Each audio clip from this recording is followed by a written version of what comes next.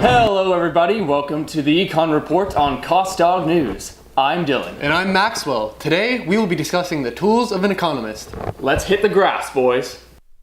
This is a graph. The prophecy is true. Don't forget your labels. They're important in most life or death situations. The y-axis is the price of the good. The x-axis is the quantity demanded, how much of a good a consumer would buy at a given time. Demand, labeled as D, is the downward sloping curve. First, we will be discussing movements on the demand graph. You're going to want to move the curve like this. I'm Michael Jordan. Stop it. Get some help. The first thing we need to clear up is the difference between a shift and a movement. A shift is a change in demand.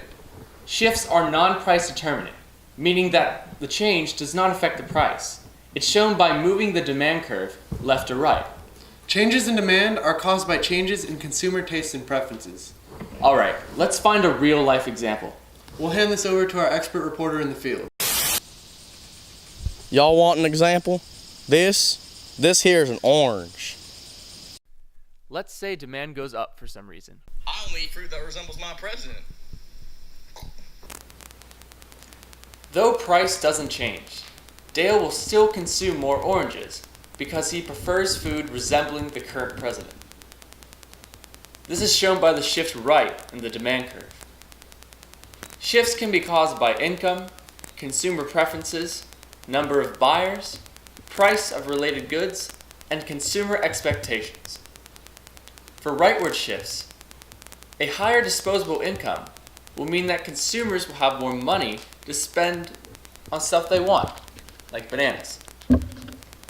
As previously stated, preference will also cause consumers to purchase more goods regardless of price. For leftward shifts, if the population were to decrease, demand for goods in a market would decrease because of the decrease in the number of buyers. Let's think about Coke and Pepsi. If Pepsi were to become more expensive, more people would probably buy Coke, right? This is relating to price of related goods. That's because the related good costs more, making the former more attractive to consumers. Consumer expectations can also cause shifts.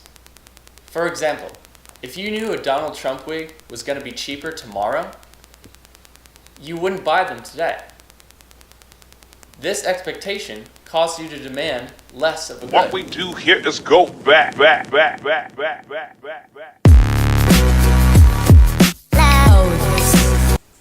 There are also movements along the demand curve. The graphs shown show a movement from point A to point B. This is very different than a shift because we're going to stay on the curve. A movement is something that's usually caused by a change in price. As stated by the law of demand, as price goes up, quantity demanded will likely decrease, or vice versa. This makes sense because a consumer would be willing to buy more of a good at a lower price. Let's use an example.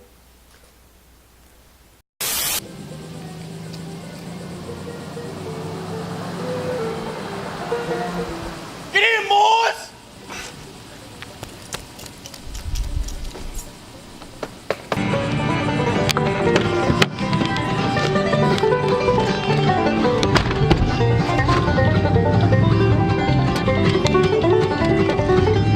What's it here, boys?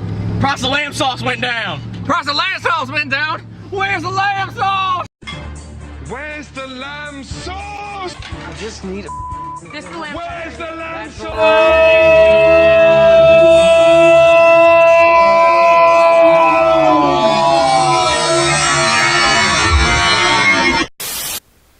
Just like the case with lamb sauce, as price goes down, people will be able to buy more of a good. This is usually the result of something called the income effect. The income effect basically states that when a price is lowered from a good, people will feel more wealthy and demand a higher quantity. For example, imagine Chick-fil-A lowering the price of their 12-count nuggets. That would most likely persuade you to buy more because you feel like you have more money to spend there. There are two fundamental relationships you need to understand in economics. The first is an inverse relationship. This describes the interaction between price and quantity demanded. As the price increases, the quantity demanded decreases and vice versa. If price were to decrease, the quantity demanded would increase. This is due to the income effect. The second is a direct relationship. This describes the relationship between price and quantity supplied. Both will move in one direction. All around me are familiar faces, worn out places. As price increases, quantity supplied would increase and vice versa. This is because firms benefit from higher prices. This is called profit motive. Businesses want to boost their revenues when the price of goods is high and cut back when their prices are low. Let's say China. China. China. China. China. China. China. China. China. China. China. China. China. Understanding the math concept of percent change is vital to doing well in economics. Let's take a look at the graph. Price decreases from $5 to $3, and quantity demanded increases from 2 to 4 units. To calculate the percent change, use the equation: final value minus initial value over final value. Let's use it in this example. For price, 3 minus 5 over 5 comes out to negative 2/5. This is a 40% decrease in price. For quantity demanded, 2 minus 4 over 4 comes out to positive 1/2. This is a 50% increase. This can also be used on a quantity supplied graph. Let's say price increases from $10 to $15. Then quantity supplied increases from 30 to 40 units. The percent change in price would be 15 minus 10 over 10. This comes out to positive 1/2, which is a 50% increase. For quantity supplied, it would be 40 minus 30 over 30, which comes out to positive 1/3, about a 33% increase.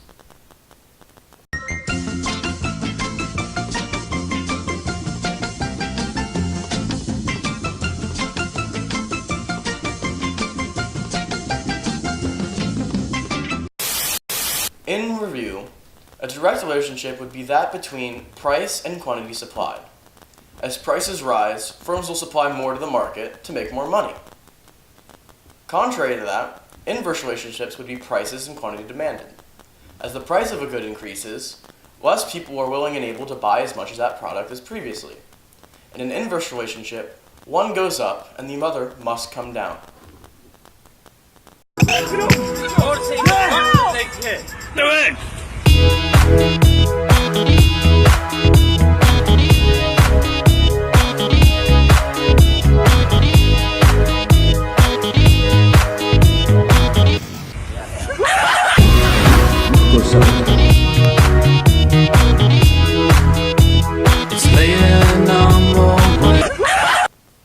Remember with percent change, new price minus old price over old price, or, if you're doing quantity, new quantity minus old quantity over old quantity.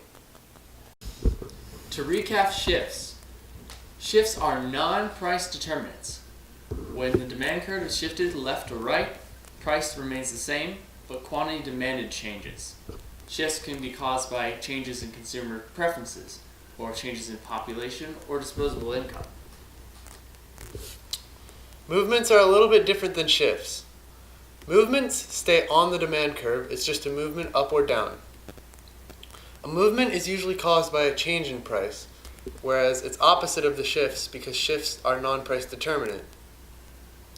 As stated by the law of demand, as price goes down, the quantity demanded will go up. And with the law of supply, if price were to go up, quantity supplied would go up as well. What we do here is go back. Don't